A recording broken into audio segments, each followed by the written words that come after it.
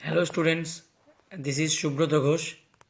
আজ আমি ক্লাসিক্যাল ইকোনমিক্সের একটি গুরুত্বপূর্ণ বিষয় নিয়ে আলোচনা করব। আমরা জানি ক্লাসিক্যাল ইকোনমিক্স মূলত তিনটি অনুমানের ওপর ভিত্তি করে প্রতিষ্ঠিত। একটি হলো সেজ ল অফ মার্কেট, দ্বিতীয়টি হলো ওয়েজ প্রাইস ফ্লেক্সিবিলিটি এবং তৃতীয়টি হলো সেভিংস ইনভেস্টমেন্ট ইকুয়ালিটি। আজকের এই ভিডিওটির মাধ্যমে বা ক্লাসটির মাধ্যমে আমরা জানতে চেষ্টা করব ওয়েজ প্রাইস ফ্লেক্সিবিলিটি, অর্থাৎ বাংলা যাকে বলা হয় মজুরির হার এবং দাম স্তরের নমনীয়তা, বিষয়টি কী এবং এই মজুরি এবং দাম স্তর কীভাবে ক্লাসিক্যাল ইকোনমিক্সে ফুল এমপ্লয়মেন্ট বা পূর্ণ নিয়োগ অবস্থা বজায় রাখতে সাহায্য করে। তাহলে দেখে নেওয়া যাক ক্লাসিক্যাল ইকোনমিক্সের বিষয়টি কি। ক্লাসিক্যাল ইকোনমিক্স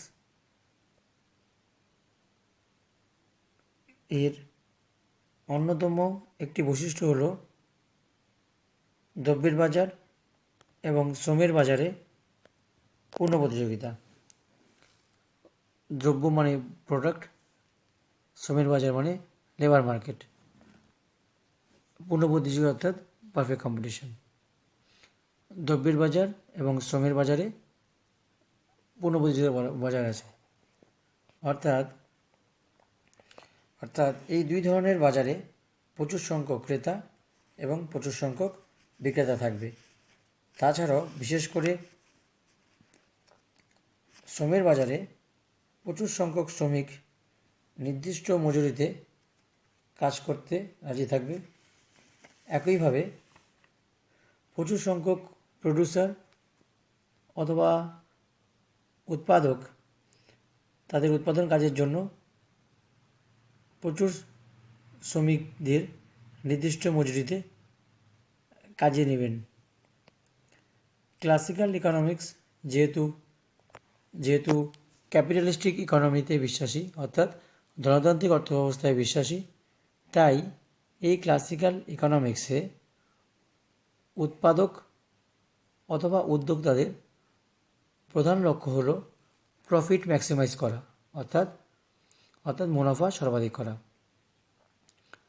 এবার প্রশ্ন হল, মুনাফা সর্বাধিকরণ করতে হলে তাদের কত সংখ্যক শ্রমিক তারা নিয়োগ করবে। বন্টনের প্রান্তিক উৎপাদনশীলতা তত্ত্ব অনুযায়ী উদ্যোক্তা অথবা উৎপাদকগণ ততক্ষণ পর্যন্ত শ্রমিক নিয়োগ করবে যতক্ষণ না পর্যন্ত শ্রমিকের মানি ওয়েজ রেট, অর্থাৎ আর্থিক মজুরি হার শ্রমিকের প্রান্তিক উৎপাদন মূল্যের সমান হয়। প্রান্তিক উৎপাদন মূল্য কীভাবে পাওয়া যায়? দ্রব্যের দাম অর্থাৎ পি এবং প্রান্তিক উৎপাদন অর্থাৎ MPL, marginal productivity of labour, অর্থাৎ দ্রব্যের দাম স্তরকে শ্রমিকের প্রান্তিক উৎপাদন দিয়ে গুণ করলে আমরা ভ্যালু অফ মার্জিনাল প্রোডাক্ট অর্থাৎ শ্রমিকের প্রান্তিক উৎপাদন মূল্য পাই। এবার আমরা যদি এই ডাব্লুকে অর্থাৎ আর্থিক মজুরি হারকে যদি এই দাম স্তর পি দিয়ে ভাগ করি, তাহলে এখানে দাঁড়াবে ডাব্লু বাই পি। এই ডাব্লু বাই পি হলো রিয়াল ওয়েজ রেট, অর্থাৎ বাংলা যাকে বলা হয় প্রকৃত মজুরি হার। তাহলে প্রকৃত মজুরি হার শ্রমিকের প্রান্তিক উৎপাদন মূল্য অর্থাৎ মার্জিনাল প্রোডাক্ট অফ লেবারের সমান হবে, অর্থাৎ W by P equal to MPL, marginal productivity of labour, অর্থাৎ শ্রমিকের প্রান্তিক উৎপাদন মূল্য। আমরা জানি শ্রমিকের প্রান্তিক উৎপাদন সর্বদাই ক্রমহ্রাসমান। এর অর্থ হলো যত বেশি শ্রমিক নিয়োগ করা হবে উৎপাদন প্রথম থেকে বাড়তে থাকবে, কিন্তু একটা নির্দিষ্ট সীমার পর আসার পরে শ্রমিকের শ্রমিকদের উৎপাদন আস্তে আস্তে কমতে আরম্ভ করবে।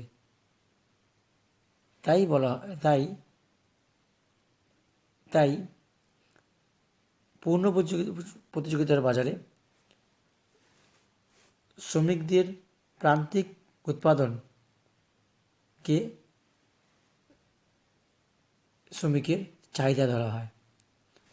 যেহেতু marginal product of labour is diminishing, যাকে বাংলায় বলা হয় শ্রমিকদের প্রান্তিক উৎপাদন মূল্য ক্রমহ্রাসমান, তাই শ্রমিকের ডিমান্ড ফর লেবার অর্থাৎ শ্রমিকদের চাহিদা রেখাও নিম্নগামী হবে, অর্থাৎ ডাউনওয়ার্ড স্লোপিং কার্ভ হবে।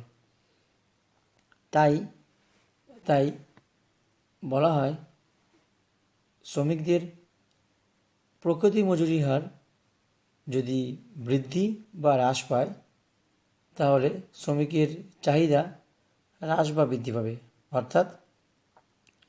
অর্থাৎ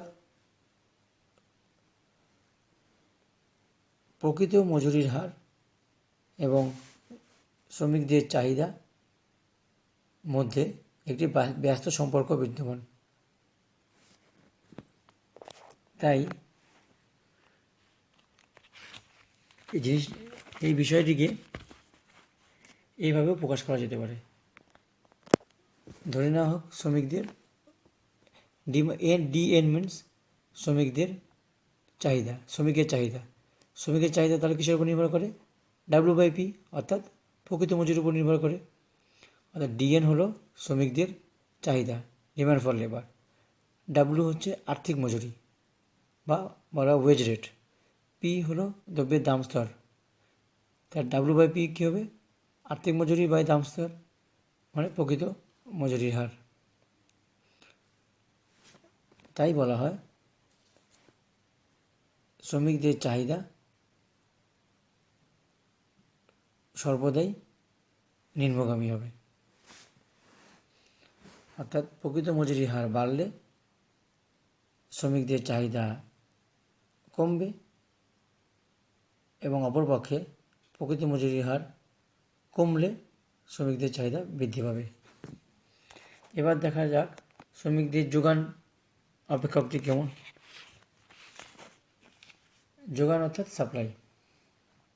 শ্রমিকদের সাপ্লাই কার্ভ শ্রমিকদের চাহিদাও তেমনি প্রকৃত মজুরির উপর নির্ভর করবে। SN supply of labour, W শ্রমিকদের মজুরি, পি দ্রব্যের দাম স্তর, অর্থাৎ শ্রমিকদের যোগানো প্রকৃত মজুরির উপর নির্ভর করবে। আমরা জানি বাজারে মজুরি বাড়লে প্রচুর শ্রমিক কাজ করতে রাজি থাকবে এবং মজুরি হার কমে গেলে শ্রমিকদের কাজ করার ইচ্ছা কমে যাবে। তাই শ্রমিকদের যোগান এবং আর্থিক মজুরির মধ্যে সরাসরি বা প্রত্যক্ষ সম্পর্ক থাকবে, অর্থাৎ মজুরি বাড়লে শ্রমিকের যোগান বাড়বে, মজুরি কমলে শ্রমিকদের যোগান কমবে। এখানে মজুরি বলতে প্রকৃত মজুরিকেই বলা হবে, অর্থাৎ আর্থিক মজুরিকে দ্রব্যের দাম স্তর দিয়ে ভাগ করলে যেই মজুরি আমরা পাই সেটাকে প্রকৃত মজুরি বলা হয়। তাই শ্রমিকদের যোগান রেখা সর্বদাই ঊর্ধ্বমুখী হবে।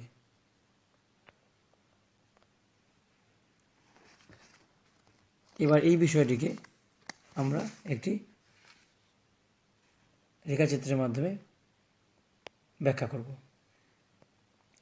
এই রেখাচিত্রে আমরা দেখতে পাচ্ছি ডিএন রেখাটি হলো শ্রমিকদের চাহিদা রেখা এবং এসএন রেখাটি হলো শ্রমিকদের যোগান রেখা। এই দুটি রেখা ই বিন্দুতে পরস্পরকে ছেদ করেছে, অর্থাৎ তার করেসপন্ডিং পয়েন্ট হলো এটা, এই ডাব্লিউ/পি0 হলো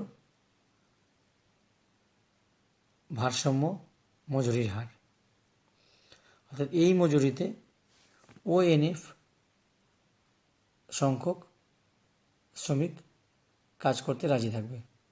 এই ওএনএফ সংখ্যক শ্রমিককেই বলা হবে পূর্ণ নিয়োগ অবস্থা অথবা ফুল এমপ্লয়মেন্ট।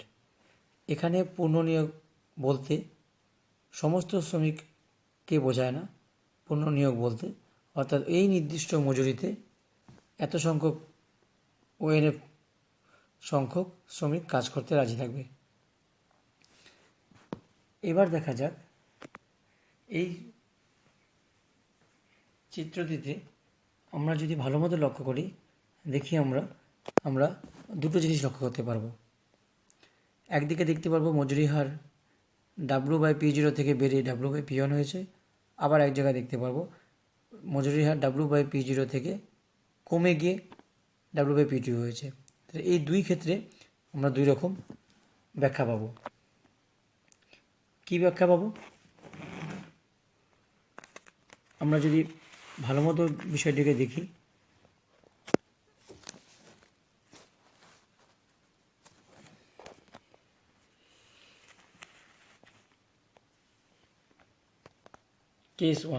কেস ওয়ানে কী পাবো? অর্থাৎ মজুরি হার যদি W/P0 থেকে বেড়ে গিয়ে W/P1 হয়, তাহলে মজুরি যেহেতু বেড়েছে, শ্রমিকদের চাহিদা বাড়বে, শ্রমিকদের যোগান বাড়বে, প্রচুর সংখ্যক শ্রমিক কাজ করতে রাজি হবে। কিন্তু একইভাবে মজুরি যখন বেড়ে গেছে, উৎপাদকগণ কম সংখ্যক শ্রমিকদের চাহিদা করবে, অর্থাৎ কম সংখ্যক শ্রমিক কাজ পাবে। তাহলে কি দেখা যাবে? ডিএস পরিমাণ সংখ্যক শ্রমিক কাজ পাবে না, তা কাজ হারাবে। এই যে ডিএস সংখ্যক শ্রমিকরাই হবে ইনভলেন্টারি আনএমপ্লয়মেন্ট, অর্থাৎ অনিচ্ছাকৃত বেকার। ফলে আমরা যেহেতু ক্লাসিক্যাল ইকোনমিক্সে ধরে নেওয়া হয় সর্বদাই পূর্ণ নিয়োগ অবস্থা বজায় থাকবে, তাই উৎপাদকগণ তাদের মজুরি হার কমাতে আরম্ভ করবে, অর্থাৎ মজুরি W/P1 থেকে W/P0 থেকে কমতে আরম্ভ করবে। একটা সময় আসবে যখন মজুরি হার W/P0-তে পৌঁছাবে, তখন আবার শ্রমের চাহিদা ও যোগান পরস্পর সমান হবে এবং পূর্ণ নিয়োগ অবস্থা বজায় থাকবে। একইভাবে যদি আমরা দেখি কেস 2, অর্থাৎ দ্বিতীয় ক্ষেত্রে কি দেখব? যখন মজুরি হার W/P0 থেকে কমে W/P2-তে পৌঁছাবে, তখন কি দেখা যাবে? তখন দেখা যাবে যে শ্রমিকদের যেহেতু মজুরি কমে গেছে, তাহলে প্রচুর সংখ্যক শ্রমিক কাজ করতে উৎসাহ প্রকাশ করবে না, ফলে শ্রমিকদের যোগান চাহিদার তুলনায় অনেক কম হবে। কিন্তু অন্যদিকে উৎপাদকের কাছে এটি তাদের কাছে একটু লাভজনক মনে হবে, কারণ তারা কম মজুরি হারে অনেক শ্রমিক পাবে। কিন্তু শ্রমিকদের যোগান কম, কিন্তু উৎপাদন প্রক্রিয়া চালাতে হলে তাদের শ্রমিকের প্রয়োজন, কিন্তু এই কম মজুরিতে তারা শ্রমিক পাবে না, ফলে তাদেরকে মজুরি হার বাড়াতে হবে। মজুরি যত বাড়তে থাকবে, চাহিদা এবং যোগানের মধ্যে যে পার্থক্যটা কমতে আরম্ভ করবে। যখন W/P2 থেকে বাড়তে বাড়তে যখন W/P0-তে পৌঁছাবে, তখন শ্রমিকের চাহিদা এবং যোগান পরস্পর সমান হবে এবং অর্থনীতি আবার পূর্ণ নিয়োগ অবস্থায় পৌঁছাবে, ONF-এ পৌঁছাবে। অর্থাৎ এর মাধ্যমে আমরা বুঝতে পারলাম যে অর্থাৎ এই যে অংশটি S1D1, এই অংশটি হচ্ছে শ্রমিকদের অতিরিক্ত চাহিদা সৃষ্টি হবে। এখানে শ্রমিকরা ভলেন্টারিলি আনএমপ্লয়েড হবে, অর্থাৎ বাংলায় বলা হয় ইচ্ছাকৃত বেকারত্ব সৃষ্টি হবে। অর্থাৎ এখানে কাজ আছে, কিন্তু শ্রমিকরা এত কম বেতনে তারা কাজ করবে না বা কম মজুরিতে তারা কাজ করবে না, ফলে শ্রমিকদের মজুরি বাড়াতে হবে। এইভাবে মজুরি হার বাড়িয়ে বা কমিয়ে দেশের নিয়োগ অবস্থা বা পূর্ণ নিয়োগ অবস্থা বজায় রাখা সম্ভব। ক্লাসিক্যাল ইকোনমিক্সে এইভাবে মজুরির হ্রাস বৃদ্ধি ঘটিয়ে পূর্ণনিয়োগ অবস্থায়, অর্থনীতিকে পূর্ণনিয়োগ অবস্থায় আনা সম্ভব। এবার দেখা যাক তাদের এই ক্লাসিক্যাল ইকোনমিক্স তাদের এই যুক্তির তাদের এই নীতির যুক্তিকতা কোথায়। ক্লাসিক্যাল ইকোনমিক্সরা বা অর্থনীতিবিদরা মনে করেন যে মজুরি হার কমিয়ে দেশে পুনঃনিয়োগ অবস্থা বজায় রাখা সম্ভব, যাকে ইংরাজিতে বলা হয় classical economist believe in cut in money wages to bring full employment in the economy. অর্থাৎ বাংলায় বলা হয়, অর্থাৎ শ্রমিকদের আর্থিক মজুরি হার কমিয়ে দেশের পুনঃনিয়োগ অবস্থা বজায় রাখা সম্ভব। কারণ ক্লাসিক্যাল অর্থনীতিবিদরা মনে করেন শ্রমিকের আর্থিক মজুরি এবং প্রকৃতি মজুরি হার, আর্থিক মজুরি ইংরেজিতে যাকে বলে মানি ওয়েজেস অ্যান্ড প্রকৃতি মজুরিকে বলা হয় রিয়াল ওয়েজেস। আর্থিক মজুরি এবং প্রকৃত মজুরির মধ্যে একটি সরাসরি বা একটি সমানুপাতিক সম্পর্ক আছে। অর্থাৎ আর্থিক মজুরি বাড়লে প্রকৃত মজুরি বাড়বে, আর্থিক মজুরি কমলে প্রকৃত মজুরি কমবে। তাহলে কীভাবে দ্রব্যের কীভাবে আর্থিক মজুরি কমিয়ে দেশের পুনঃনিয়োগ অবস্থা বজায় রাখা যায় সেই বিষয়টির উপরে এখন আলোচনা করব।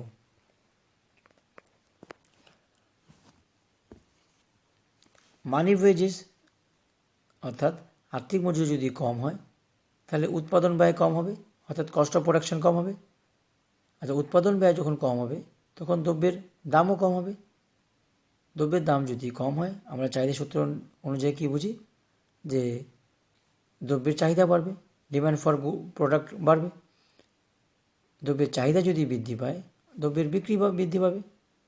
দ্রব্যের বিক্রি বেশি হলে তাহলে উৎপাদকগণকে বেশি করে প্রোডাকশন করতে হবে, অর্থাৎ বেশি করে উৎপাদন করতে হবে। বেশি উৎপাদন করতে হলে প্রচুর সংখ্যক লোককে নিয়োগ করতে হবে, অর্থাৎ এমপ্লয়মেন্ট অফ লেবারকে বাড়াতে হবে। এবার এমপ্লয়মেন্ট অফ লেবার অর্থাৎ শ্রমিকদের নিয়োগ বৃদ্ধি পেলে দেশের স্বয়ংক্রিয়ভাবেই ফুল এমপ্লয়মেন্ট পৌঁছাবে, অর্থাৎ ফুল এমপ্লয়মেন্ট পূর্ণ নিয়োগ অবস্থায় পৌঁছাবে। এইভাবেই ওয়েজ প্রাইস ফ্লেক্সিবিলিটি, যাকে বাংলায় বলা হয় মজুরি এবং দাম স্তরের নমনীয়তা বা পরিবর্তনের মাধ্যমেই শ্রমের বাজারে পূর্ণ নিয়োগ অবস্থা বজায় রাখা সম্ভব। কিন্তু তার ব্যাপারে একটি নির্দিষ্ট শর্ত আছে। শর্তটি হলো যে শ্রমিকদের আর্থিক মজুরির হার প্রকৃতি মজুরির হারের চেয়ে বেশি হারে কমতে হবে, অর্থাৎ money wage rate must fall more than the rate of fall in price level. অর্থাৎ শ্রমিকদের আর্থিক মজুরির হার দ্রব্যের দাম স্তরের চেয়ে বেশি হারে কম হতে হবে। এইভাবেই ক্লাসিক্যাল ইকোনমিক্সে ক্লাসিক্যাল ইকোনমিক্সে দ্রব্যের দাম স্তর বা মজুরির পরিবর্তন ঘটিয়ে পূর্ণ নিয়োগ অবস্থা বজায় রাখা সম্ভব। আশা করি এই বিষয়টি তোমরা বুঝতে পারলে। Thank you all.